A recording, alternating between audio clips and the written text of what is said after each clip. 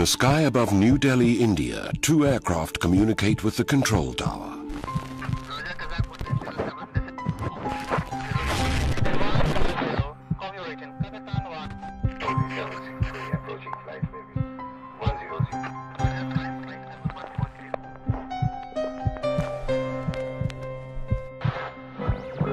They are in the same airspace on opposite headings. The probability of their colliding in mid-air is 1 in 100 million.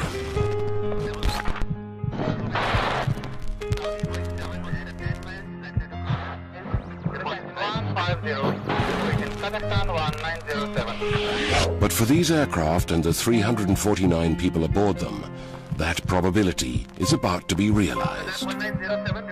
At 6:40 p.m., two aircraft collide in the world's worst mid-air collision in history.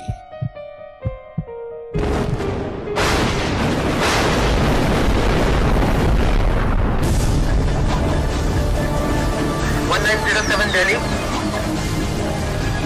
Saudi 763, Saudi 763.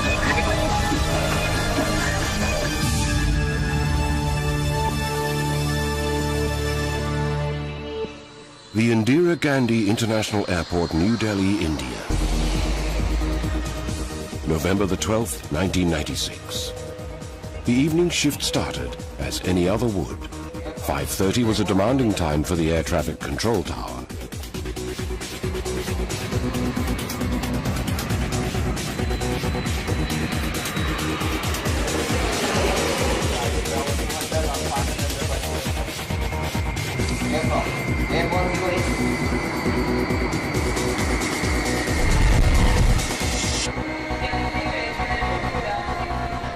The International Departure Terminal, too, was a hub of activity. Passengers slowly filtered in after brief goodbyes from relatives and well-wishers.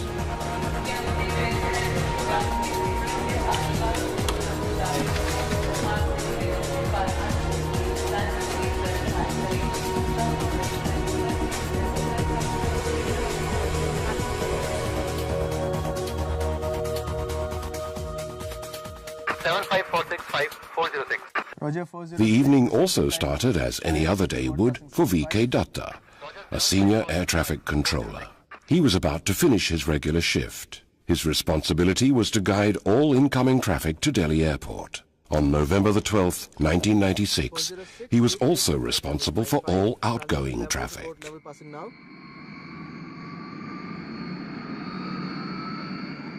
At 6:33 p.m., Saudi Airlines 763, under the command of Captain Khalid Al-Shubhaili, co-pilot Nasir Khan, and flight engineer Edris, takes to the runway.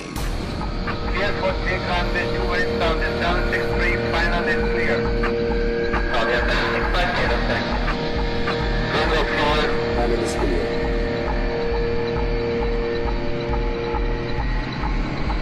D1 rotate.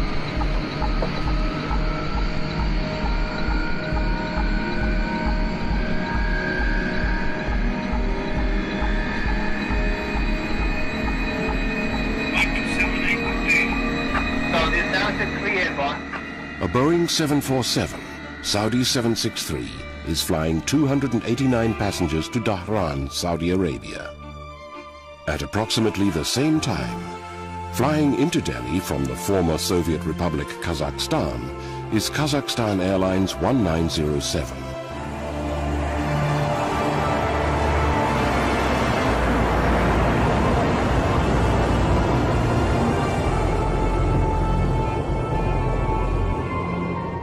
It is commanded by Captain Cherepanov and co-pilot Jangirov, who is flying the aircraft. Flight engineer Chuprov, radio operator Rep in charge of all communication, and navigator Arabian assist them. Kazakh 1907 is flying 27 passengers to New Delhi.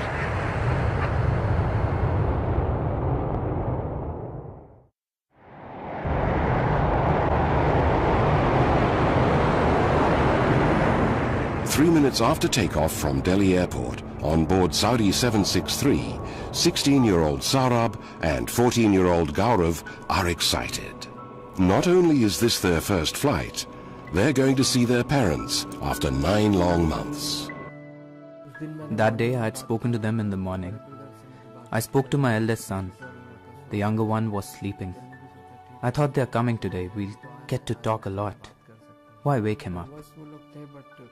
This was their first flight. They checked in by themselves, did everything on their own. Went through security checks and then boarded the aircraft. It was their first flight. This was their last flight as well. 35-year-old Farah Mumtaz is torn between leaving her daughters in Delhi and visiting her husband in Jeddah. I was the last one to say goodbye. When I hugged her, she told me to behave and not trouble anyone. My mother was leaving for 15 days. We had never stayed away from her for that long. We were crying when she left home. I don't know why, but I felt that this was the last time I was seeing her. Mohammed Tahir, his wife Rihanna and their 8-month-old son Taimur are finally on their way to Al Jubail near Dhahran. A week ago, they had to cancel their ticket. Their son was unwell. The memories are the only thing I have of them. I had a horrific vision the night before they left. खौफनाक सा मुझे रात को वो हुआ मेरे दिल में कुछ कि कुछ In my dreams, I saw a man who told me to hold on to my heart. कि अपना दिल थाम लेना. 2 aircraft are in the same airspace on opposite headings. The probability of their colliding head-on in the air is 1 in 100 million. Yet it happened. Why?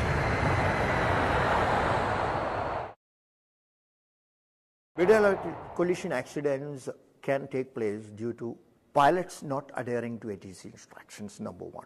Number 2, error in the instrument readings. Number 3, erroneous instructions by the air traffic controller.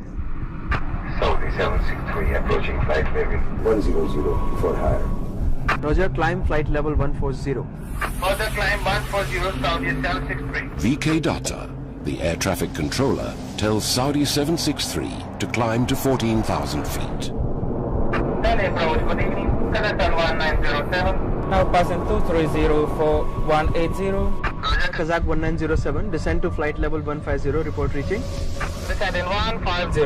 Copy reaching Kazakhstan 1907. He then instructs Kazakh 1907 to descend to 15,000 feet. Saudi 763 approaching 140 for higher. Roger. Maintain flight level 140, stand by for higher. Saudi 763 will maintain 140. There can be a chain of reasons due to which something like this may happen. One of the main primary reasons is distractions in the cockpit.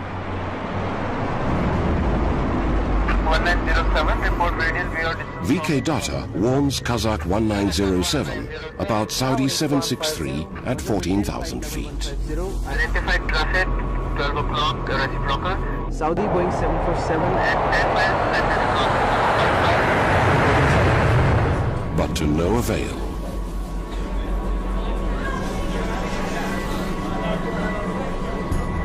At 6:40 p.m., the seemingly impossible happens.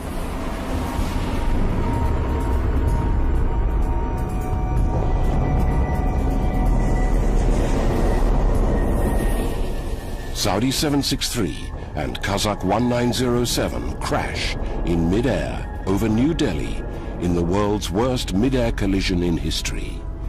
349 lives are lost in a split second.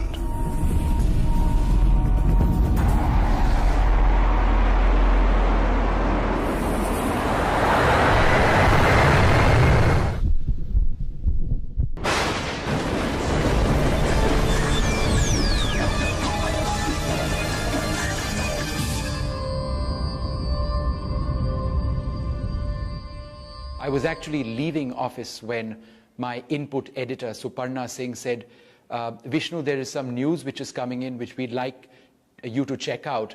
News of a possible disaster, possible air crash. We drove out from Delhi, we drove into Haryana, At that stage, we didn't have any information about just where the crash had taken place, so we just proceeded in a general direction. I would say it was about 9 to 9:15 in the evening at this stage. We stopped our vehicle immediately, and the wreckage was about a kilometer away from me. And as one kept walking, I realized all around me there were clumps. What I thought was cow dung. And it wasn't too long, perhaps just a few seconds, when I realized that, look, maybe these clumps aren't manure at all, that perhaps this could be debris or perhaps it could be something else. And I immediately told Tulsi, my camera person, to switch on his camera light. Tulsi, switch on the light. And immediately we saw all around us, we saw dead bodies all around us. Within a few moments of actually switching on our camera light, we realized that there was no question of any survivors.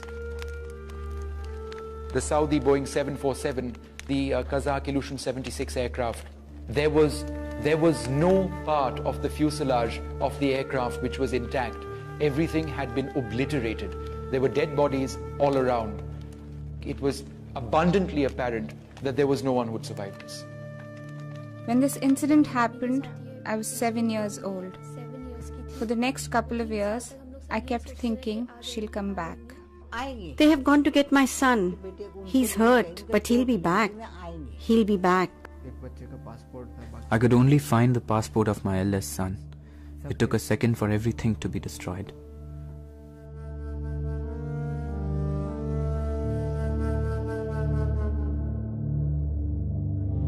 There were no survivors. 349 lives are lost in a split second in the world's worst mid-air collision in history.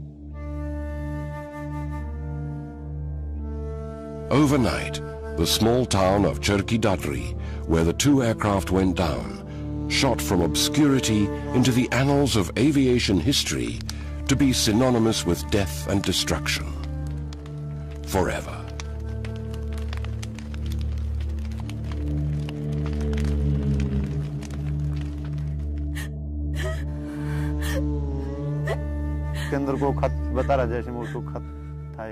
I found a letter in the crash site. A girl had written to her brother, "Get me a nice dress and a pen when you get back. Come back soon." Villagers who had their dinner before the crash were the only ones who ate that night. With so many dead bodies lying in our village, who could eat? It felt like we had lost our family.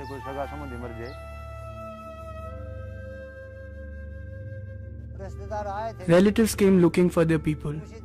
They asked us to help, but how could we identify them? They were beyond recognition. Some of them couldn't speak. Their pain was evident.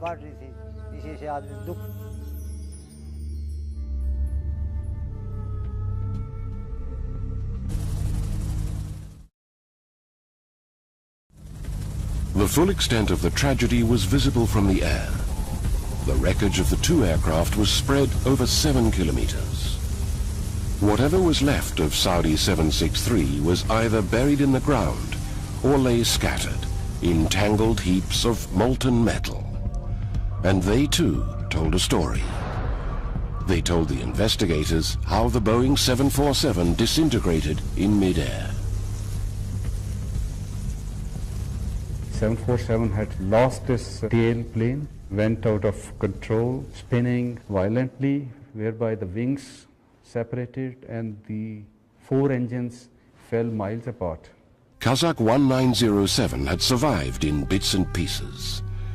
The cockpit shattered, but the burnt instrument console was still intact. Charred remains of its fuselage stood as a lone witness to a startling fact that the aircraft had not disintegrated in mid-air. So that means that it had some flyability until very close to the ground, but it broke after impact on the ground. Primary investigation of the wreckage suggested 2 points of impact. The 747, I believe, was fairly straight and level, whereas the Kazakh aircraft was a slightly bank turn and offset slightly, so that the wings contacted each other first. One wing off of the Kazakh aircraft and certainly the tail off of the 747, and that led to the crash. And as far as the altitude of impact was concerned, the only clue was from one of the altimeters of Kazakh 1907 found in the wreckage. It was frozen at 14,895 feet. It could be anything. There are so many evidences which are to be collected and to be compiled and studied, analyzed, and we were mostly interested in now looking for the black boxes, which are the prime evidence material for any aircraft accidents. The two black boxes were found the day after. The Indian Court of Inquiry, the investigation agency, sealed the black boxes and sent them for decoding. While Kazakh 1907's black box would be decoded in Moscow, Saudi 763's black box would be decoded in the United Kingdom. But to begin with, the investigation headed not too far from Cherki Dadri to the Air Traffic Control, the ATC. What happened is something which should not have happened has happened. In no ATC in the world would ever like a mid-air collision accident to take place. And immediately it is felt that it could be a mistake on their part. That would be the normal reaction. The unblinking, watchful eyes that stare at the radar screen day in and day out are human. And sometimes it is human error that results in a potentially disastrous consequence. He might just give you a wrong altitude clear to. There have been various incidences where the ATC controller has given wrong altitude clearance, due to which accidents have taken place. When VK Datta took over his shift on November the 12th, 1996, he brought with him more than 10 years of experience and proficiency as an air traffic controller. Was it possible that he had given incorrect instructions that led to the mid-air collision? The first course of action for the investigators was to replay the ATC tapes. 8 minutes from impact, Saudi 763, after takeoff, contacts VK Datta. Saudi 763 airborne. Saudi 763 identified on departure. Climb flight level 100 initially, stand by for higher. Initially flight level 100, stand by for higher. Saudi 763. He asks them to climb to flight level 100 or 10,000 feet. Kazakh 1907 is close to 23,000 feet. 6 minutes from impact, Kazakh 1907 at 23,000 feet contacts him. Kazakhstan 1907. Roger, Kazakh 1907, descend to flight level 150, report reaching. Descend in 150, call you reaching Kazakhstan 1907. VK Datta clears descent to flight level 150 or 15,000 feet. Saudi 763 is close to 10,000 feet. 4 minutes from impact, Saudi 763, now at 10,000 feet, contacts him for further ascent. 100 for higher. Roger, climb flight level 140. Further climb 140, Saudi 763. VK Datta clears ascent to flight level 140, 14,000 feet. Kazakh 1907 is now at 15,000 feet. 1.5 minutes from impact, Saudi 763 asks VK Datta for further instructions. Approaching 140 for higher. Roger, maintain flight level 140, stand by for higher. Saudi 763 will maintain 140.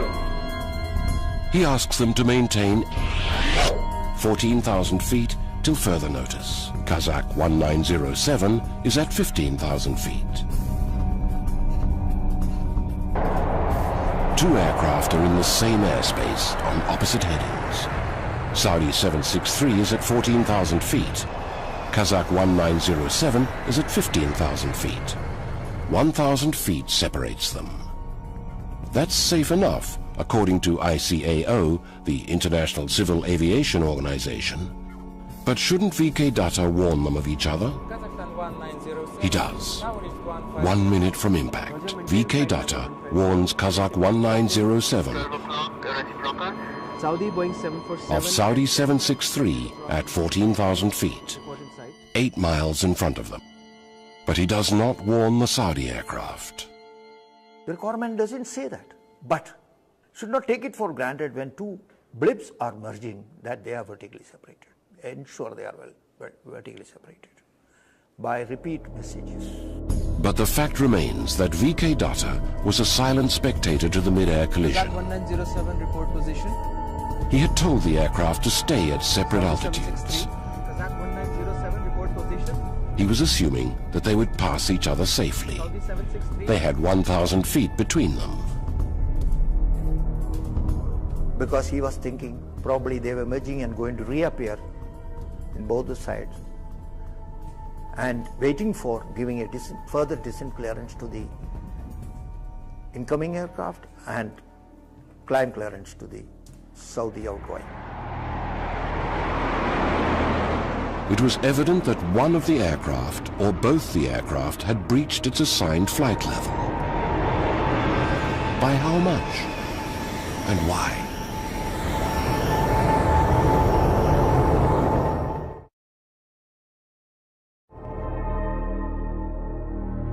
Three months after the accident, on a cold February morning in Moscow, the black box of Kazakh 1907 was cut open.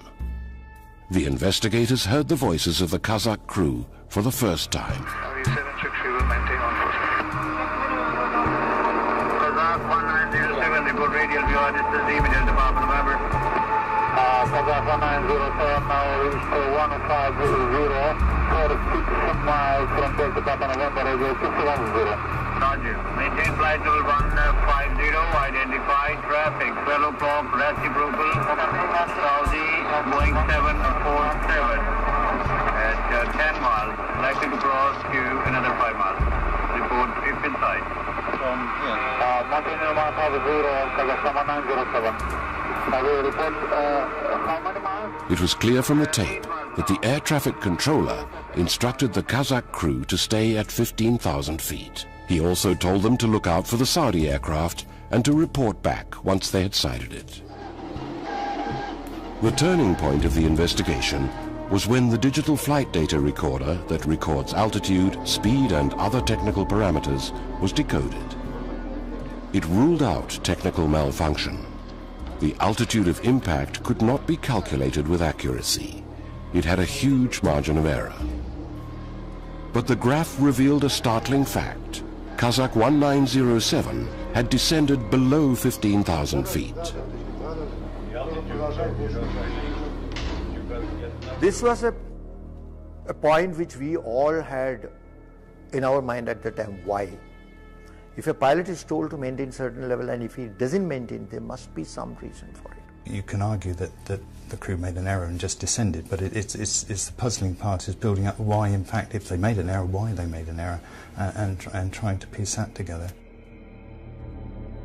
The possible answer to that question lay with the sole eyewitness to the mid-air collision, Captain Timothy J. Place of the United States Air Force. He was flying into New Delhi Airport at the same time. He had seen the collision from 20,000 feet. We descended down beneath 20,000 feet. On the arrival, it was about dusk, and we noticed out of our right-hand side a large cloud lit up with an orange glow. At first, we thought it would be lightning, but the glow stayed and became brighter in intensity, lit up the area very bright. Two fireballs seemed to appear heading in our general direction, not in our immediate vicinity, diverging away from each other. The glow intensity of the cloud became dimmer, and the two fireballs proceeded to descend down and hit the ground. The mid-air collision happened in the clouds. Is it possible that Kazakh 1907 had descended due to bad weather? It had happened before. On December the 19th, 1973, the Delhi airport is enveloped in a thick fog. Visibility is down to 1,000 meters. A Lufthansa Boeing 707 undershoots the runway and crash lands 1,500 feet short. The inquiry commission finds out that the co-pilot who was flying the aircraft did not monitor the descent adequately. He was too busy trying to land the aircraft in the sudden haze and thick fog that impaired his visibility. Could the same thing have happened to Kazakh 1907? Could they have been caught in a freak weather condition? Did co-pilot Jangirov not monitor the altitude? Could he have been too busy battling bad weather? The sorts of weather conditions that can cause an aircraft to lose a great deal of altitude are things like thunderstorm activity, where you get updrafts and downdrafts in the center of a thundercloud. That could have caused one of them to descend or another to climb. But on November the 12th, 1996, the Met Department had not issued a severe weather warning. It was slightly foggy, there were scattered clouds, and that was about it. Most importantly, Kazakh 1907's cockpit voice recorder did not record any intra-cockpit conversation relating to bad weather. Neither did the digital flight data recorder record sudden changes in the aircraft's movements, nor any severe weather condition. There was no sudden descent. Kazakh 1907 had descended gradually. I don't think that the actual weather conditions would have caused the Kazakh aircraft to descend at all. It was like a jigsaw puzzle whose pieces just didn't fit. Kazakh 1907 had descended below its assigned 15,000 feet. But the altimeter found in the wreckage was frozen at 14,895 feet.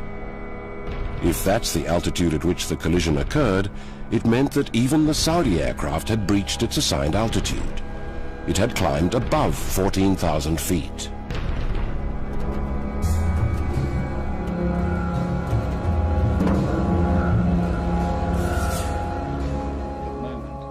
Now, all the answers lay in the black box of Saudi 763. At the Aircraft Accident Investigation Bureau in Farnborough in the United Kingdom, the black box of Saudi 763 was cut open. The investigators heard the voices of the crew of Saudi 763 for the first time. It was clear from the tapes that the air traffic controller had instructed the Saudi crew to climb to 14,000 feet and stay there until further notice. Saudi 763's digital flight data recorder was analyzed. The altitude of impact was 14,000 feet. The margin of error was plus or minus 120 feet. Saudi 763 did not ascend above 14,000 feet. Kazakh 1907 had descended below 15,000 feet. Why had Kazakh 1907 come down? Why was one of the altimeters in the Kazakh aircraft frozen at 14,895 feet? What could possibly be the explanation for it? What had happened in the cockpit of Kazakh 1907? It has been 5 years since the dissolution of the Soviet Union. The Commonwealth of Independent States are struggling to stabilize their economies amidst a politically volatile environment. Their airlines are no different. Kazakhstan Airlines, the state-owned airline of the country, has a bad safety record. It flies rickety aircraft, sometimes with a cockpit crew not conversant with flying outside the former Soviet Union. There have been numerous crashes and near misses, 3 in 1995 itself. But as far as Kazakh 1907 is concerned, the Ilyushin jet did not have any technical snags, and the crew was well conversant with flying outside the former Soviet Union. In fact, Captain Cherepenov had 708 hours of flight time on international routes. Co-pilot Jangirov, the pilot flying, had 207 hours. Flight engineer Chuprov had 1,178 hours. Radio operator Rep had 645, and navigator Arabian had 581 hours of flight time on international routes. How is it possible that a crew with such experience did not level the aircraft at the assigned altitude of 15,000 feet? As far as the IL-76 is concerned, you have to physically level out the aircraft at a particular height and thereafter press the height lock and then maintain the required speed at that particular height. It is done by the autopilot itself, but by actual physical involvement of the pilot or the co-pilot. But in the cockpit voice recording, there are no call-outs by the co-pilot or the pilot to the flight engineer for more power to maintain speed for a particular altitude, a prerequisite for leveling an aircraft. A plain simple explanation could be that it was a controlled flight to a lower level resulting into a collision. A controlled flight. That means that the crew of Kazakh 1907 descended below 15,000 feet with intent. They kept descending because they never knew that their assigned altitude was 15,000 feet. Every accident is an avoidable accident. Every accident could have been an avoidable accident, but for certain failure on the part of a human element. It's as simple and as tragic as that. A 1 in 100 million possibility became a horrific reality due to human error. 349 lives are lost in a split second because one of the aircraft did not maintain its assigned height.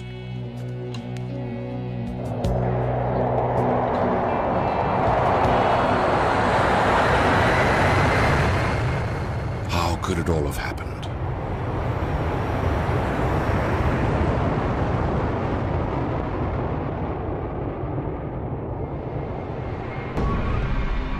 Every accident, every disaster has a sequence, links in the chain of events, where one mistake leads to another, which finally leads to the catastrophe.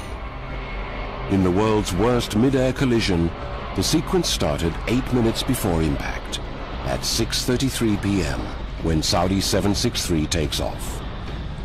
VK Datta assigns them 10,000 feet. Kazakh 1907 is at about 23,000 feet. Both aircraft are in the same airspace on opposite headings. This should not have happened. This is the first mistake, the first link in the chain of events that leads to the disaster. To avoid this, the airspace above Delhi Airport should have been unidirectional. There should be 2 separate air corridors, one for the departing aircraft and the other for arriving aircraft. Then 2 aircraft on opposite headings would never share the same airspace. But this wasn't the case at Delhi Airport. There just wasn't enough room. Part of the airspace is reserved for the Indian Air Force. Why do we always have to wait for any kind of disaster, a catastrophic disaster? Can't we do it before so many innocent lives are lost? There may be certain constraints which I can understand, but not to an extent where we have to wait for a crash, or it is something like a time bomb ticking. The time bomb is ticking. 6 minutes to impact. Kazakh 1907 contacts VK Datta for the first time. He assigns them 15,000 feet. Descend to flight level 150, report reaching. Descend in 150. The radio operator acknowledges the height, but astonishingly does not inform the 2 pilots. Worse still, the navigator also hears the assigned flight level on his headset. He is heard converting it to meters for the 2 pilots, but neither of them acknowledges the assigned height. This is the second mistake, the second link to disaster. My personal view is that there was confusion with the pilots about what their cleared altitude was. There may have been some language difficulties. The pilot and co-pilot's knowledge of English is limited. The radio operator is translating all commands from the Delhi Air Traffic Control for them. Pilot flies, gets the information, directly makes a lot of difference. The reactions are spontaneous, instantaneous.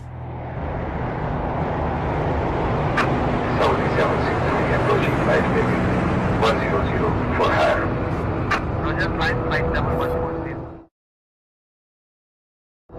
Further climb 140 Saudi 763. 2 minutes to impact. Kazakh 1907 is gradually descending. It's now at about 16,000 feet. Captain Cherepenov, the pilot who is not flying, is supposed to inform the cockpit crew of the estimated time and height to level out. He never does. This is the third link to the disaster. He was the captain of the aircraft, he's the commander of the ship, so he should have known what height to be level out.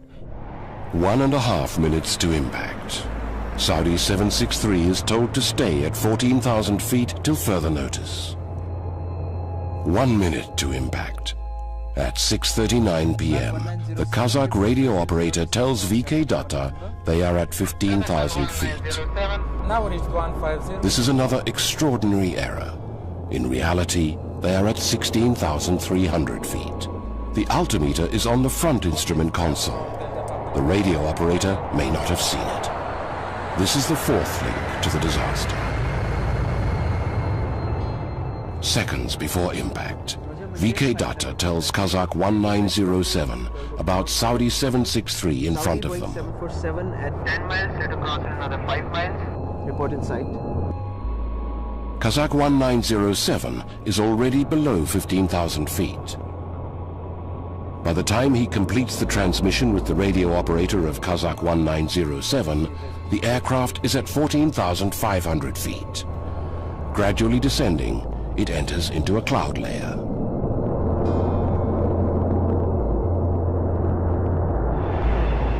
Saudi 763, at 14,000 feet, enters the same cloud layer. The first signs of trouble are heard in the Kazakh cockpit. The captain asks for the assigned flight level for the first time. Flight level have you been ordered? Kazakh 1907 is still descending, now at about 14,100 feet. Saudi 763 is at 14,000 feet. Seconds later, the two aircraft are going to crash. Even in these circumstances, with better equipment, the impending collision could have been averted. But SSR, or secondary surveillance radar, that can tell a controller the altitude of an aircraft is not installed in the Delhi Air Traffic Control. The controllers still work on archaic primary radar that can only tell them approximate headings. This means that VK Datta was not aware of Kazakh 1907's unauthorized descent. Saudi 763. The secondary surveillance radar had been in the offing, but mired in bureaucracy, the project lay to one side.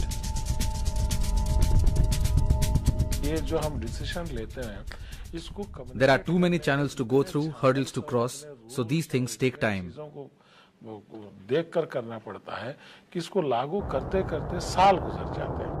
The fifth link to the collision is complete.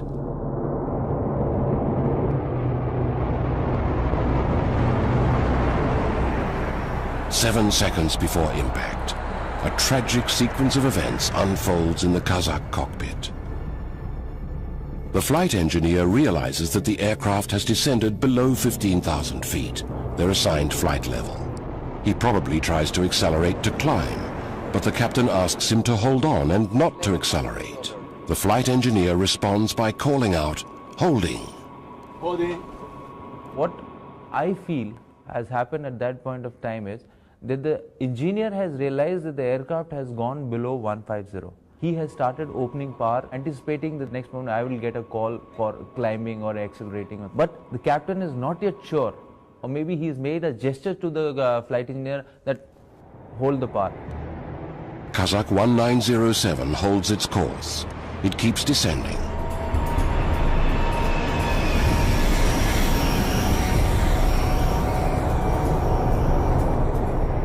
The pilots of Kazakhstan Airlines 1907 don't know that their assigned altitude is 15,000 feet. What flight level have you been ordered?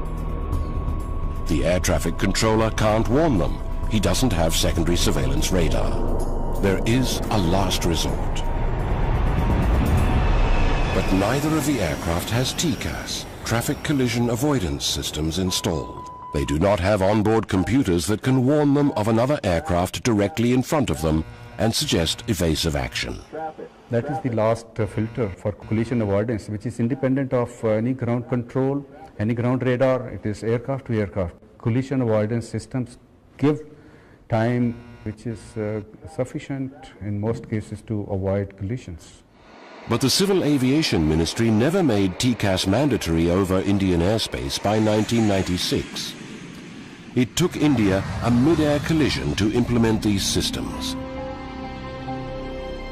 The sixth and the final link to the collision is complete. 2 seconds to impact. Saudi 763 is at 14,000 feet.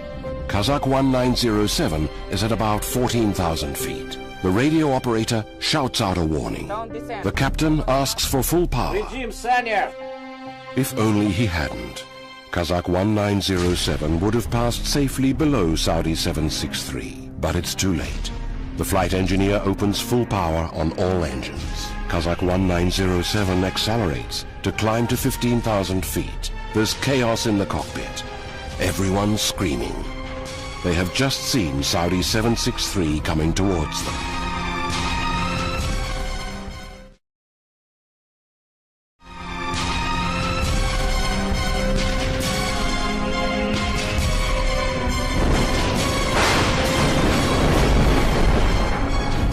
At 6:40 p.m., 14,000 feet over Cherki Dadri, the left wing of Kazakh 1907 crashes into the 2 left engines of Saudi 763.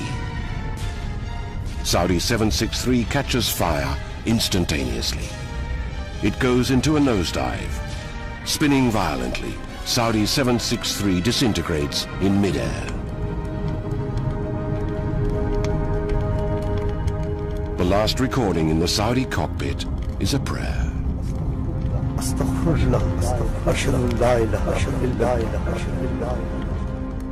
Kazakh 1907 keeps climbing. The altimeter, later found in the wreckage, freezes at 14,895 feet. The aircraft reaches 15,856 feet and then falls down to earth.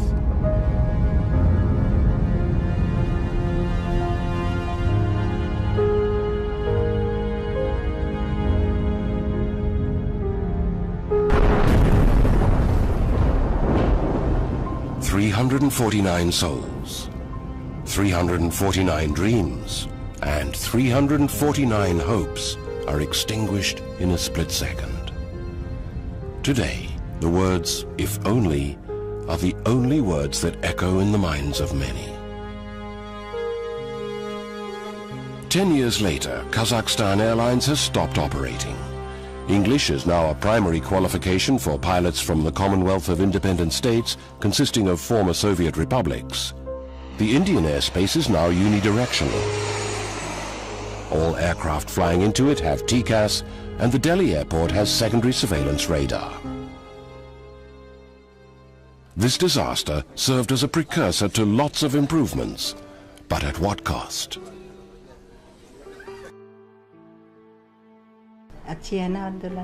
Isn't my daughter-in-law beautiful? My son was also good. He used to say, "I'll take care of my mother. She took care of all of us, all our lives, gave us a good education, brought all of us up." He used to say very nice things. I dream of him. Every time he says, "I'll come back," I keep asking him, when?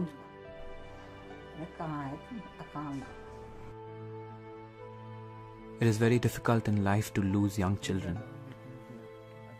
I only have their memories now. Even though it hurts me a lot, I definitely want to keep these memories. I planned so many things for myself, for my life. Everything finished in 1 second. मेरी mummy जहाँ तक लोग बोलते हैं कि बहुत ही अच्छे nature की थी. I remember having her around always, working in the same room where I would be, playing or doing my stuff. That's all I remember. I was very young. I miss my mother the most when I see other mothers with their daughters. करती हूँ जब मैं मतलब किसी और mummy को देखती हूँ